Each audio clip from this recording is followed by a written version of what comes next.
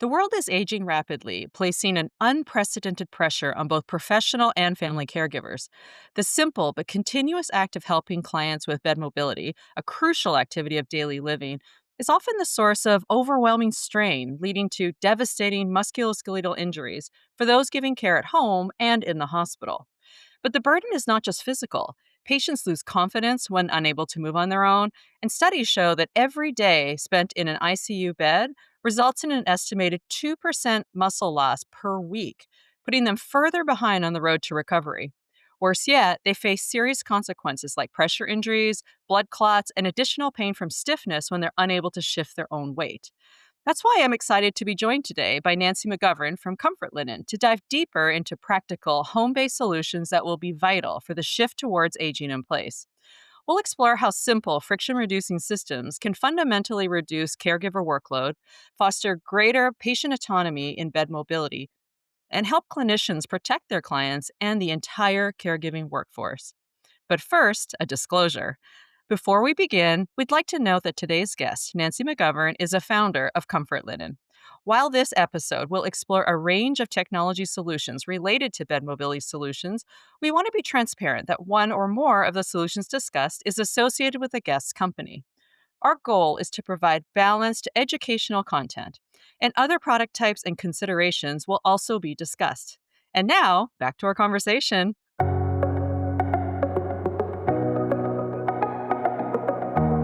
Welcome to Innovative Aging, a podcast for clinicians who want to stay creative, stay informed, and stay connected to what's possible.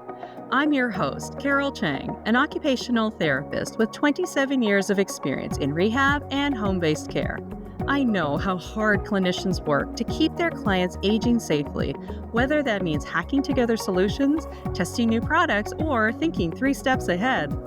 If you're passionate about helping your clients function better, but just don't have the time to keep up with all the latest solutions, this podcast is for you.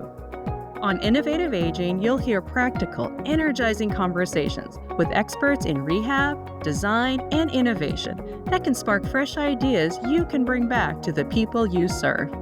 Together, we can rethink what it means to age well at home and lead the way in shaping the future of aging. Let's dive in. Welcome, Nancy. So glad to have you on the show. Thanks, Carol. I'm really happy to be here. Well, let's start with a quick introduction for our listeners. So, you're a former physiotherapist, and I would love it if you could share your Comfort Linen journey and how clinical practice has shaped your story. Sure. It's a very long journey, but I'll jump and kind of cut to the chase. In some ways, I feel like I was destined to do this work starting from a very young age, maybe 5. And I'll describe why I say that if we have time later on. But for the comfort linen journey, I suppose it started in the mid-90s when I went back to work in a residential care facility. So I was somewhat familiar with the culture there, the staffing there. And so the second time I went back, I'd learned from the first time that I really needed to come in gradually, build trust with the clinicians. And those clinicians were predominantly the care aides. They knew their jobs and they knew what they would and they wouldn't use. So interestingly, a couple of years after I started there, the health authority changed the standard of what type of sheets they were using. So they went from flat sheets where nurses would do hospital corners. I don't know if the audience ever remember or would remember flat sheets with hospital corners, but they took a lot of work. They were always coming untucked. But in hindsight, there was a certain advantage to those flat sheets because they would untuck and the staff would use that kind of as a repositioning device on a kind of a vinyl mattress. But when they changed to the fitted sheet and they changed to an incontinence pad with a flannel backing, designed so it wouldn't move. So it was no wonder when the staff thought, oh, fitted sheets, they're great. Oh, these pads, we can hang on to these pads instead of tucking our arms under the resident to do an ambulance lift and shift up the bed. But what happened was we got this really high increase in repositioning injuries. And having been appointed to be the occupational health and safety steward, it was my role to kind of investigate all of this. So I was interested from there as to what could solve this problem. And it didn't happen overnight, but in and around that time, slider tubes, pairs of sliding sheets were being introduced to healthcare. And I thought these were great. They were very effective. I couldn't believe how well they worked. So excitedly, I'd take them out to the staff and they'd look at it. Okay, well, we'll try them, Nancy, and we'll let you know. So I'd go back to follow up and they say, no, we're not going to use this. I was kind of dumbfounded. I said, well, why not? I said, it just takes too much work. We have to, we'll never have enough for everybody. So we have to clean it in between use and have to put it in. We have to take it out. And yeah, you showed us tricks to take it out easily, but still, it's just not, we're just not going to use them. So I went, okay, well, what would you use? And they said, something that just stays on the bed. When it's there for every use, make it convenient for us. And so I thought about that and I thought, well, yeah, they're making a good point. So for me, it was really important to listen to the staff, apply the knowledge that I had to trying to solve this problem. And trust me, it didn't happen overnight. We went from joining an occupational health and safety agency that had been created for our province to address musculoskeletal injuries in hospitals. So I was among the first to get in there specifically for repositioning in bed. So we developed a system eventually. I'm going to say the first iteration was around 2000. The improved iteration was around 2005. And by 2010, we had implemented the slider sheet system. And it was really quite successful in reducing injuries and reducing costs, in fact, by about 50%. So I have the care aides to thank for the concept. That's the important aspect of the clinician aspect, as well as the whole slider sheet experience. So, this, of course, the slider sheet was for reducing injuries in workers. But what we were observing was patients who could move themselves when they were on the slider sheets. And that didn't surprise me any because when I would provide educational in services, I would get on the bed and I would show people how well I could move. Therefore, they were going to have an easier time. So, I would say, okay, the next system has to be something people wear to bed if they can move themselves, and then it goes with them and make a sheet that looks beautiful for someone's home. And that was really the concept for comfort linen. But because I'd been hired for workplace health and safety, my focus had to be employee health. So the the impact and the benefits to the patients, clients, residents would have to wait until I retired, basically. And then I took it on as a bit of a retirement project, and it's growing from there because it's just that effective. So you're basically a pioneer of this idea of using, frictionless technology to be able to make people safer and healthier. So I'm curious, when was that research done? When you first initially developed this? Do you remember what year it was? For comfort linen or the slider sheets? For the slider sheets. The Your slider story sheet really starts way back then. I mean, that development and research that you did for occupational hazard and safety, to decrease injuries in nurses, I mean, that's really the birthplace of a consumer version that is, million times better. But I'm really kind of curious about when did that happen? The When were slider you doing sheet that research? system really was born in and around 2005, 2006. We Okay. did a couple of initial trials, and it was really very, very encouraging. We would have, maybe 1 or 2 units in the facility where I was working, acute care hospital. And pretty soon I'd hear, "Well, we don't know where our sheets went." And eventually the other units would say, "Well, we took them. We took them. We heard what you had and we needed them." So, around 2007, 8, And then we did Okay. a formal study, and it was published in the journal called Nursing in 2011 after the implementation and the results. So 2005 to 2010 roughly And I think I was remember that study you were telling me that they had, observed a decrease in muscle activation for the nurses when having to do that. Was that did I remember that correctly? absolutely, that's right. We partnered with the University of British Columbia, the Okanagan Division, Human Kinetics Department, and Dr. Jacoby at that time had said, okay, we'll measure electromyographic activity of the major muscle groups for turning and boosting. Um, they did some coefficient of friction measurements to look at the physical characteristics, comparing, each time we would be comparing traditional techniques with traditional linen compared Mm, to the slider sheet system and the techniques that we were encouraging for that. And then the Borg scale for perceived exertion was also used. And, the staff using these products really said it really cuts the effort down by about 50%. That was their perception. So we yeah. do So have the statistics, and I think they'll be included in the notes for yeah. what the results were from that. But And it yeah, it it was sounds like really to me that it's a no-brainer. I mean, the staff were really excited, the patients are really excited. What about the, administration? Were you able to drop workers' comp case numbers down? yes, that's also will be in the notes, by about 50%. So Amazing. That's specific to huge. yes, specifically around repositioning injuries, they went down it was like 49% in residential, 50% in acute, and the costs, it was just parallel, 49 to 50% for injury rate reduction and the costs, whether it's acute or residential, because we had implemented throughout our health authority in those sites.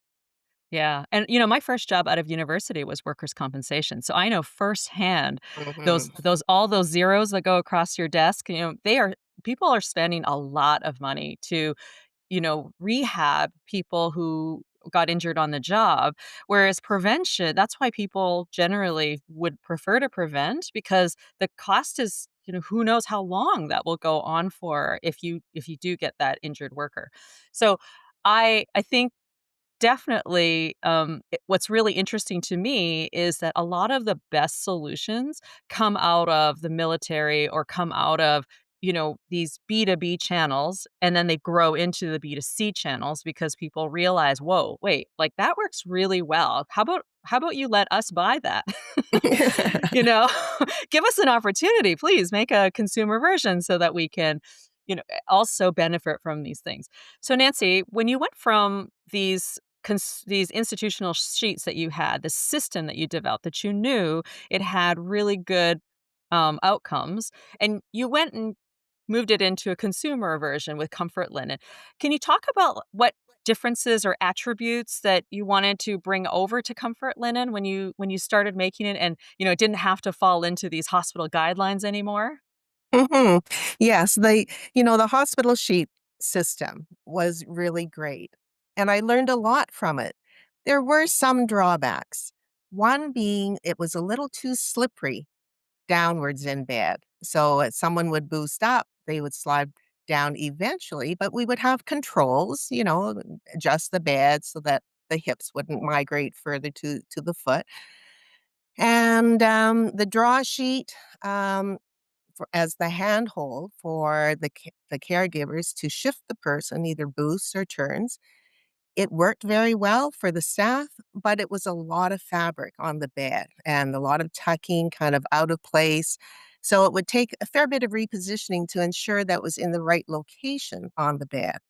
So I took the learnings from the hospital sheet system to what I wanted to develop for people to be able to move on their own. I thought that was a big observation. And when families would say, "Where do we get these? Like, we got a queen bed at home. Will the company make queen sheets and so on?" And I approached them about it, but no, they didn't want to go into home care. But they said, Nancy, we know your ideas work. This was our linen supplier for our health authorities. They're very big across Canada. We know your ideas work. So if someday you want to do that, we'll help you out. So yes, I waited until I retired because occupational health and safety wasn't for for improving patient mobility necessarily. A nice benefit. So I thought, okay, for someone in their home and having been, I grew up having had a little bit of a disability myself. And when I had to, use like a DeLorme boot or things that were in my room, I just didn't like the look of them. So I was always very sensitive about that. So I found materials that were luxurious and that would function.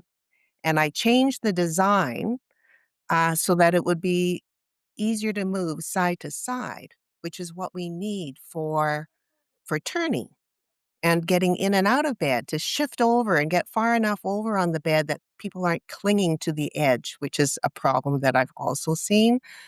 So I found the right material, redesigned the sheet to improve functional mobility, turning more than sliding down in bed. But I still wanted easy movement in a longitudinal direction on the bed, just not quite as slippery as side to side. And when you have that amount of friction reduction and the body is balanced, whether it's on a horizontal, flat, non adjustable bed or on an adjustable bed, we are able to manage the high degree of friction and shear forces, which are an aggravation for people like us who move readily. But for those who are immobile, we all know in our profession how negative an impact friction and shear forces are. Also, heat and moisture. And I find that, being able to reposition more frequently, more spontaneously, it allows dissipation of that heat and that moisture. So I feel that there are all kinds of benefits that come from more spontaneous, more frequent movement. So the draw sheet component, to me, that was a no-brainer. Why have a second piece on the bed, wear the garment on top, and never have that second piece in the right place? So I thought, okay, we have to find the right fabric for garments. And we're not going to talk hospital gowns. We're talking beautiful garments, things that might not even look like sleepwear, so that if someone gets up in the morning and dressing is a bit difficult, they might just, go out to the mailbox in the shirt and shorts for the guys, or the first nightie I had was a little bit like a dress. And people find that they might wear them all day long. They'll maybe put a necklace on for the ladies and dress up this little nightie because it's moisture wicking material, the performance knit fabric. So I try to incorporate all the things that I felt would work against people's resistance to changing what they wear to bed or what they would lie on. Once they saw what it could do, they would Yeah. hopefully embrace it. And if it looks pretty in the bedroom, all the better. Well, you basically just took all of the risk factors for pressure injuries and addressed all of those and said, Yes. okay, well, if the person can't move well and they can't reposition and they have moisture issues, and then you get skin breakdown or shear forcings in there. I mean, yeah, so your solution is very much not just pajamas and sheets. It has so much science behind it in order to decrease some of those risk factors. And Mhm. I know I because of the work I do with Parkinson's, I know that that's the number one thing that people ask me about when they are bed mobility. It's the number one thing that people ask me about when I'm doing an assessment because it drives people bananas. It's either the spouse is struggling to get the person into the bed at night because, the person with Parkinson's is stiff and tired and they really just can't move segmentally to help them, or it's the person with Parkinson's trying to get up in the middle of the night to use the bathroom.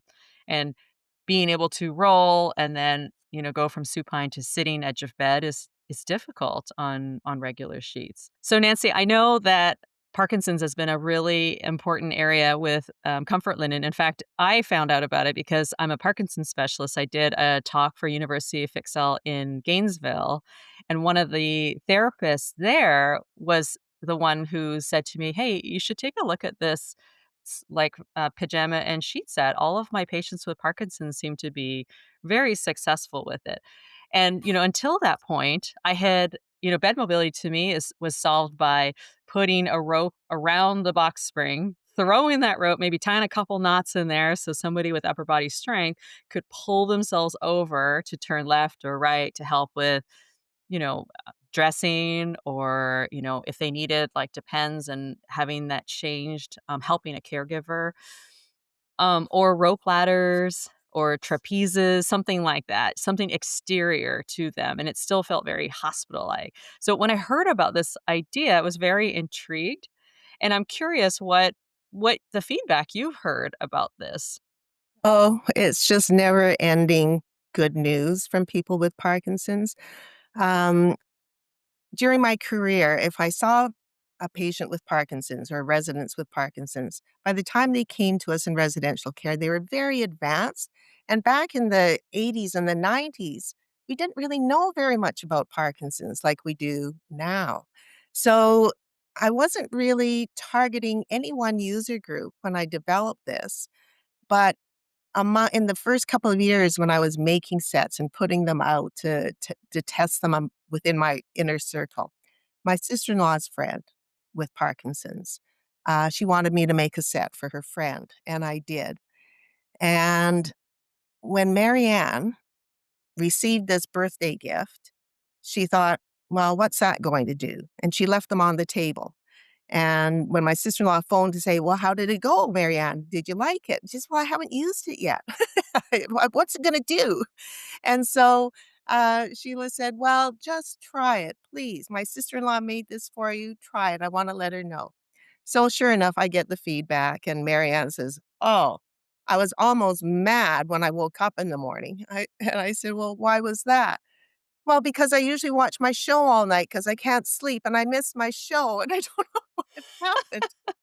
But my husband said I was traveling all over the bed last night."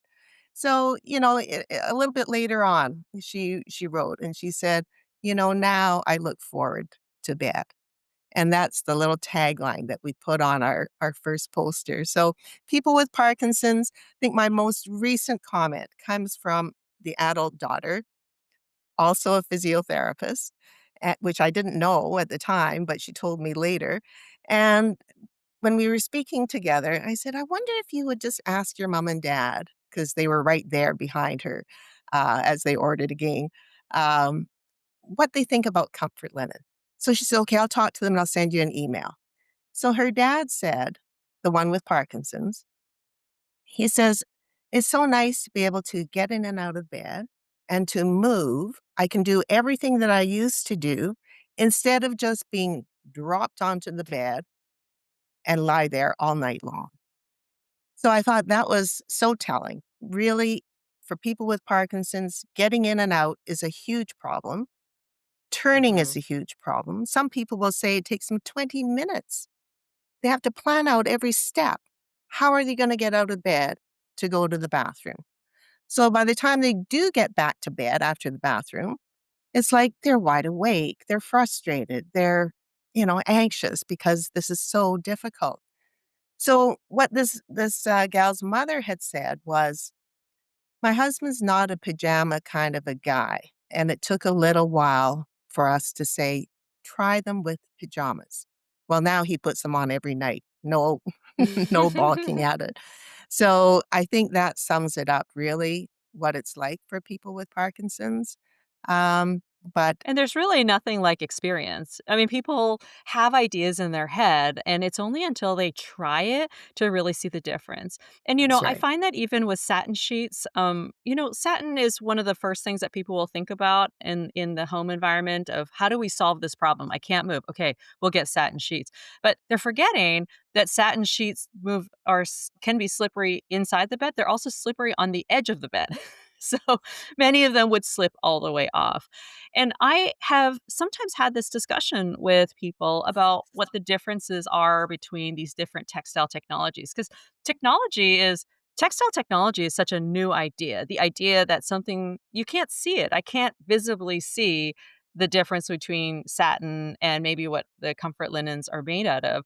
But I think that I've heard you explain it like with the idea of points. And the other day I was thinking about how to how to explain this kind of textile technology like an alligator. So I'm in Florida, of course, so maybe that's why those kind of analogies come to me. But I was thinking about how alligators have these sharp teeth everywhere. And something that I've learned is that textiles, for two surfaces to move against each other, they need to get out of those grooves, come up, and then over and back down into the next groove. And I had never thought about that before because fabrics are smooth. They both seem smooth. What's the difference? But I guess on a micro level, you've told me before that that's what it is. And I thought about this idea that those same alligator teeth are the reason why that comfort linen work, right? Because they sit now it's just the points. Now they're just moving along the points rather than being in the groove and then up and then back down again. Mhm. So I yeah, so, I it was a learning experience for me to really have patients ask me about the satin. Well, why can't we just do satin? And I just wanted to clarify also that to me, this is a spectrum. You've got this big range. So when people are first having bed mobility challenges, I need to figure out, well, what do they have for skills? If somebody's coming out of the ICU, they don't have the upper body skills to be able to pull themselves from that rope over or left and right, or even forward and backwards like a rope ladder for a spinal cord patient. Um, and then a trapeze even. A trapeze requires upper body strength to pull yourself up and maintain core strength to pull everything in there. So what I'm trying to get at is that it seems like a PJ and, sheet set is pretty dummy proof. I mean, I'm not adding any bulky medical equipment to the formula, which a lot of families feel stressed about because their spaces are small, especially around the bed, and how am I gonna get this Hoyer, in and to the right space if I need that to pull them up? There seems to be a lot of overwhelm when it comes to big, bulky, expensive, heavy medical equipment. So I imagine talking to somebody about using, hey, let's just change what you already have for a 2.0 version and see if that's any easier. Do you find that that helps? Do you find that that is an area where people accept that kind of help better? Certainly, it helps when they know that it's not going to be a big piece of equipment that's going to be hard to move around and store and so on. And you're right. What comfort linen, the garment and the sheet, it just substitutes. It just Mhm. substitutes for what they're already wearing and using on their bed, but it's been designed to work together. And your point about the alligator teeth, to put that into the scientific terms, it's really a matter of reducing the contact area. So there's Ah. true contact area and apparent contact area. So it looks like it's the same with with a design that doesn't work. And how I've redesigned it to minimize the contact area, it still kind of looks the same. So it's quite confounding for someone to look at something and say, "Well, I've seen satin sheets before." But I've done something, quite unique to make it, work with minimal contact area. And the analogy that I'll use for that, so you can try to visualize it, is think of a shuffleboard. The long table, shuffleboard, and you dab some sand, kind of these little grains on the board itself. It's like about 6 or 7 feet long, and then there's a little disc. So the discs, when you push the disc, it's like they're friction free because they're on those little dots of sand or the grains, and that minimizes the contact area, therefore Huh. minimizes the friction, and you get these little discs going all the way down to the end of the board with just a light touch. Something like a curling rock. The curling rock is not flat. There's just a ring that contacts the ice, and so with very little motion, you get that curling rod to go and spin with just a little touch of the wrist. Huh. I love the science behind it. That's really fascinating. So, and I think what I've heard you say is that, it can work with regular. I mean, listen, you have a continuum. You have your regular sheets with your regular pajamas. And then you could do satin sheets with satin pajamas with under the understanding that there is a risk of slipping off. Maybe it is a little easier. You could potentially do the comfort linen sheet with your regular pajamas if they're not quite, sold on this idea. And then, but the optimal would be to use them as a set together. And I think that what that gives clinicians is a toolkit of where are they ready to look at something different? Like a textile technology sounds a little crazy for people. And if the acceptance is like, okay, fine, I'll do just the satin pajamas and see if that's any better. Okay, it's a little bit better. All right, like let's try the next version and the next version, next version. And I imagine maybe they get to the comfort linen part and they say, yeah, okay, this is a lot easier. Mhm. So I would love to hear a little bit about some of the stories that you have of people because, the easiest way to understand whether or not things work is to hear it from our clients, right? So, one of the things that I love about really simple but smart solutions is that you can use them for lots of different areas. Lots of problems can be solved by that. And I heard you say earlier that, when you started doing this, you had no intention necessarily of saying, I'm gonna help Parkinson's patients, not knowing that that would be like a huge fan base for you. What are some of the other, I don't know, areas or problems that you've found that the sheets solve through, listening to your customers?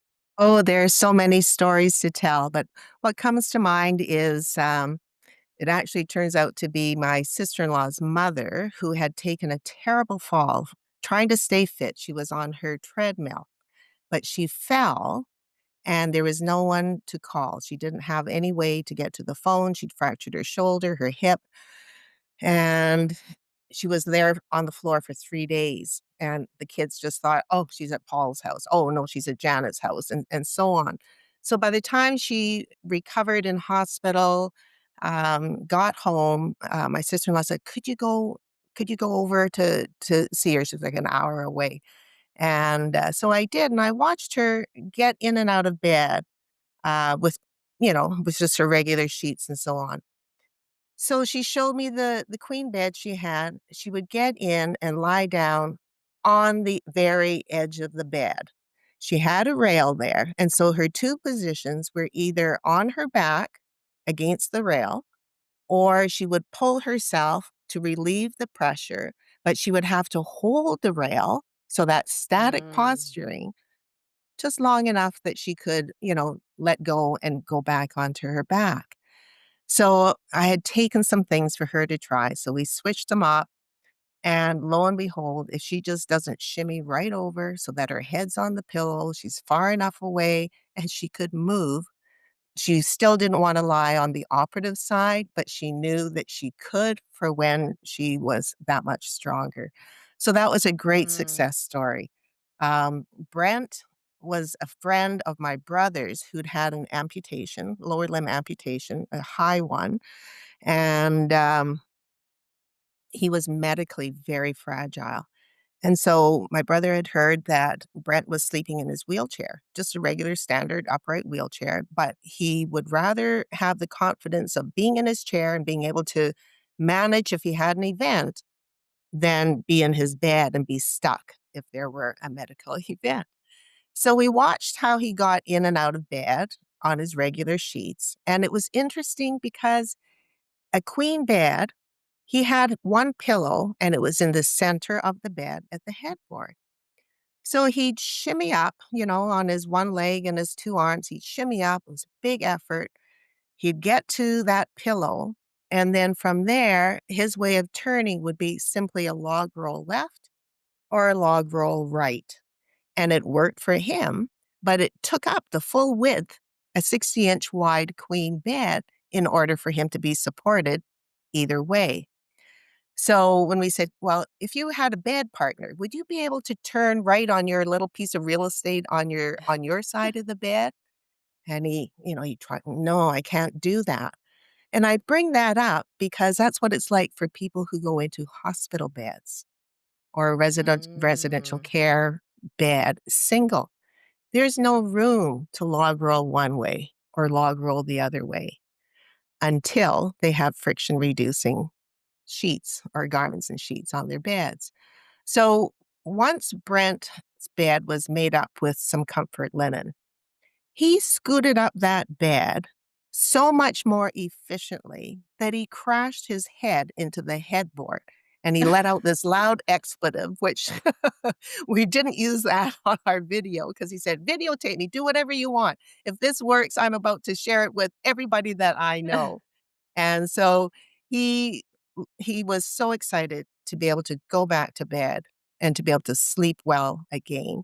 And the next time we heard from Brent was, I want to buy a set for my elderly neighbor. She's been so good to me. She needs to have a set as well. She's close to 90. And so we met his neighbor Marge and we got her outfitted as well. So I just like to say that when people discover what this can do, they want to tell people in their circle.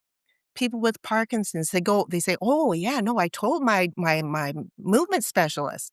And then he's telling his patients, and then those patients are coming back. So it's word of mouth through the actual users who have been really very helpful to us because it comes better. Like you say, it comes better from the people who really and truly need it. Well, that's the proof in the pudding. And I mean, Mm, I think what's really interesting about the story you just shared is that he over rotated because that's a show of how much energy he was previously using in order to make that movement. So from an energy conservation point of view, wow, look how much energy we just gave him back, especially somebody in a wheelchair is using a lot more of that energy. And that energy that they're expending on stuff that could be taken care of with technology, that's energy they can use for something meaningful. Like yes. going out to lunch with friends is wonderful, but it eats energy. And if you have a finite bucket of energy per day, being able to, save a little bit here, save a little bit there, then you have something to be able to get there. Yes. And I And and I think also to your point about the sleep was really interesting because sleep is that regenerative part, and if you can't get proper sleep because 'cause you're sitting upright because it's too difficult to get in and out of the bed, then you're also not getting better. So I think that what you're saying is that you gave him back 2 things. You gave him his energy back, and you gave him restful, regenerative sleep for healing and for an increase in energy in other ways as well. yes. And his confidence was boosted so much as well. Yes. Yes, I love that. So we just talked about a lot of ideas that clinicians can use to solve these pain points, right? We have a basically span of all these different things that we can use. And I'm wondering, have you thought about, how a clinician does that problem solving in the home or, maybe even in the hospital. So how do they figure out if comfort linen or something else is the right fit for that stage of care or that particular person?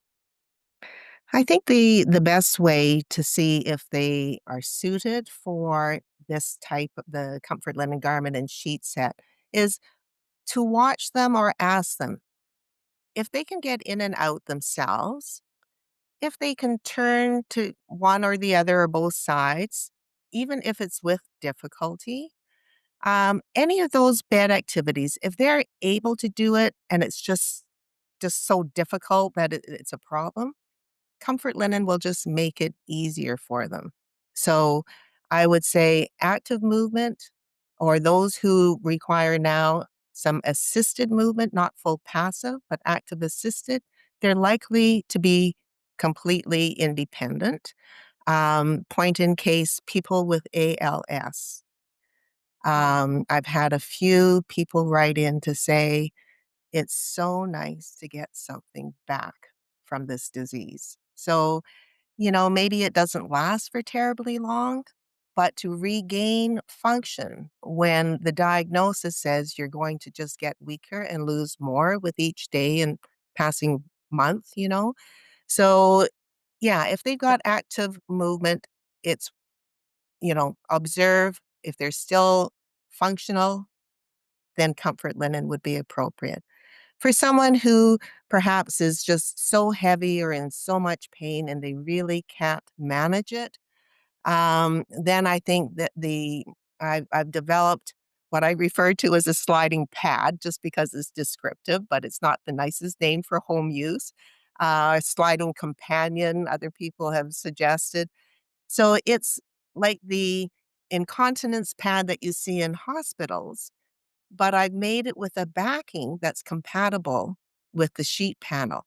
So it makes it easier and safer for the caregiver just to do a little Yes. draw to the side of the bed, help turn over, or one side to, pull up in the bed if the person's migrated downwards, or to the other side. So it's workable. And I guess what I like about comfort linen for family caregiving is that it really takes the burden away from the caregivers when someone can manage on their own. And that person using it, they don't want to be dependent. They feel badly to have their little spouse, if it's a little tiny wife moving a big man. And that reminds me of Quint, he was a retired fire chief who'd had a really severe stroke, very dense hemiplegia. He was a big man, and he just could not move on the bed. And his little tiny wife would help him, and he'd feel so badly. And when he got comfort linen, he wanted to tell the world. He says, a simple thing like turning over, I couldn't do it anymore. And it was a real blow to his self esteem. I don't like burdening Shirley with this. But now, she doesn't have to help me. And I just feel so much better about myself and I'm so much more comfortable. So it goes on. There's And you once in a while we have some issues and problems that we need to work around and understand. But for the most part, it's just a very simple design that does so much. and you know what I think is interesting what you just said is it's so true. The ALS clients that I have often worry about investing in products that sometimes they only end up using for 2 or 3 months because the progression is so fast. And Mhm. it's really interesting to think about maybe an early diagnosis of it where you could offer something that is conserving their energy because energy is a really big problem with ALS. You need to conserve that, for their muscles. So providing them with friction reducing sheets and pajama set so that they can maintain their independence for as long as possible. And then, as the disease progresses, they could move to a slider sheet where now we're trying to, the gift of the sheets is really to decrease the work on the caregiver because they're going to have to do a lot more work. It's going to be a lot heavier because that client is going to get worse and worse to the point where they really are going to be total assist. So it's really interesting to think about use cases of degenerative diseases like that, but also flipping that around and looking at it in regenerative. So somebody who has a stroke, maybe they do start with slider sheets because they cannot do anything. And then as they get stronger, then you can provide, pajamas. And hey, look, that's dressing training right there. That's an OT thing to do right there. You're guess what? We have progressed to the point where now you're putting on your own pants and shirt and let me show you some devices that can help you do that on your own independently. So you just provided another option for training in that way. And then I love the idea that really they could get to the point where they could do it on their own, completely on their own, and they feel better. We're running out of time right now, but I wanted to talk just quickly about some of the other non-medical, not non-medical, but less medical cases that I've heard people talk about, like pregnant women. Like, who thought about pregnant women having difficulty rolling left and right? I mean, maybe maybe we never thought about that before, but it's so true. You're suddenly 30, 40 pounds heavier. Of course it's hard. Of course your back hurts. And the back pain in there, I think I've read that in testimonials before where people have said, "Whoa, this is crazy. I've had chronic back pain for decades and suddenly using sheets has been helpful, and who knew that the back pain was coming from that inability to move at nighttime in bed." Immobility can cause pain. But yes, you know, th- I had a friend who was expecting twins.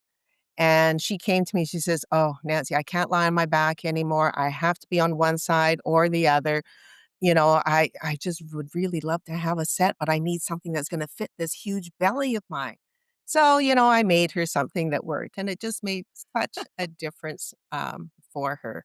So, people with back pain, yeah, when we talk about tossing and turning, when you're in pain, are you gonna be able to toss to turn?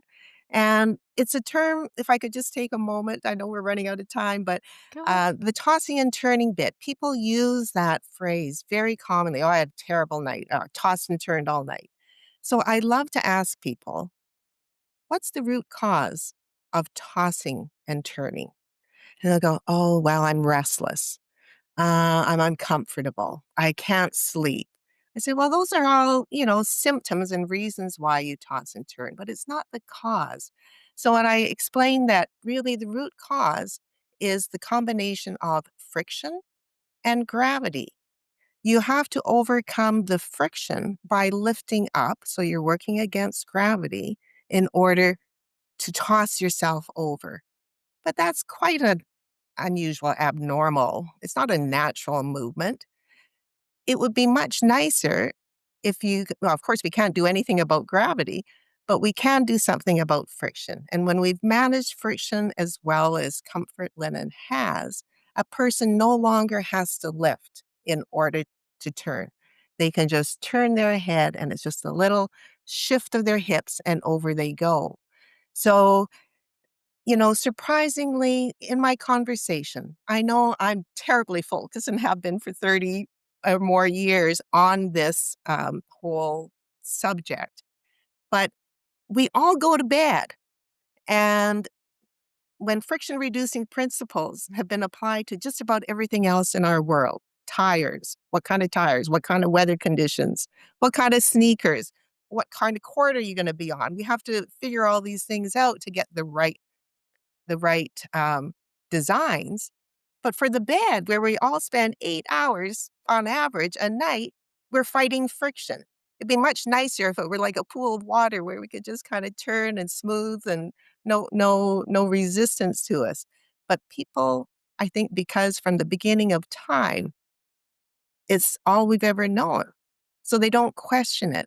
But when We you take it for show them, granted. we take it for granted. But when you can't move, then you know what you've lost.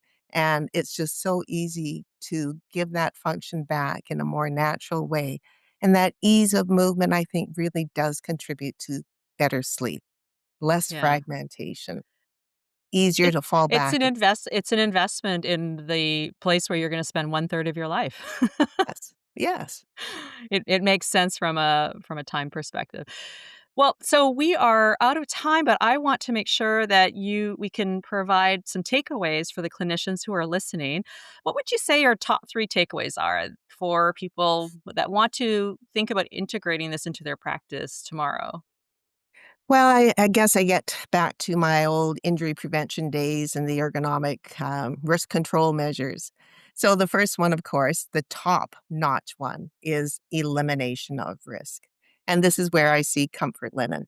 It's an autonomous mobility system for the bed, and it takes the burden away from the caregivers. So, elimination of risk is right there. Engineering controls, there's lots of great products out there, slider tubes, pairs of sliding sheets, say the slider sheet system that I was involved with in our health authority. Anything that has 2 layers, you're going to have improved friction reduction. When it's just a draw sheet with a slippery section used on whatever's on the bed, you won't get as much friction Mm. reduction. And to remember that your personal safety, the worker employee safety, is as important as patient safety. And I think a lot of clinicians put their patient needs first, quite willing to sacrifice their own well being. But from a workplace health and safety, it's who's more important? We're all important. So it's important to realize that manual handling is cumulative in nature. So over time, you think, okay, I've done well, but it's still manual handling. And at some point, it could be the scenario, oh, I just bent down to pick up a sock from the floor and my back went.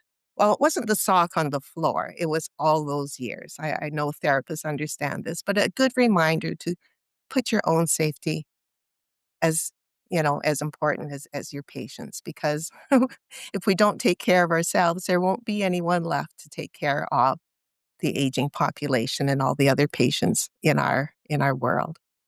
That is absolutely true. So many great points with that, with your safety and even cost efficiency from a workplace management perspective, decreasing costs in that. So decreasing healthcare costs, which decreases it for everybody else. It Mhm. has been an amazing conversation, and I know people may have more questions. So I wanted to see, where can people reach you if they want to talk to you a little bit more about this? Well, we have a toll-free number. You can reach me through that, found on our website. My email address will be included. It's pretty simple, Nancy, Nancy, at comfortlinen.com. And happy to take emails. We can set up calls or what have you.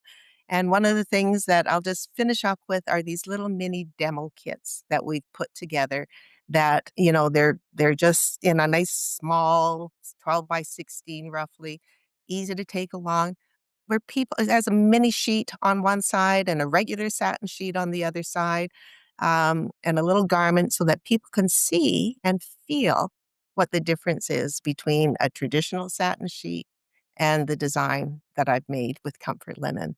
So we're happy to share those things with clinicians. OTs and PTs are gobbling them up from our LinkedIn campaign. You can connect with me on LinkedIn as well. I can send you a little video that shows what that does, or that'll probably be included with the notes. So would love to hear from people in the audience, and always happy to discuss things out. Yeah, there's nothing like look, touch, and feel, and having that personal ability to kinda guide that thinking. So, Nancy, it has been amazing. Thank you so much for all these insights and takeaways related to bed mobility. And just before we go, we just want to remind the audience that this episode is intended for educational purposes only. It doesn't represent an endorsement of any specific company or product. We reference types of solutions, but they are to inform clinical decision making and not to promote specific brands. Thanks for tuning into this episode, and I hope to see you all again next time. Bye bye.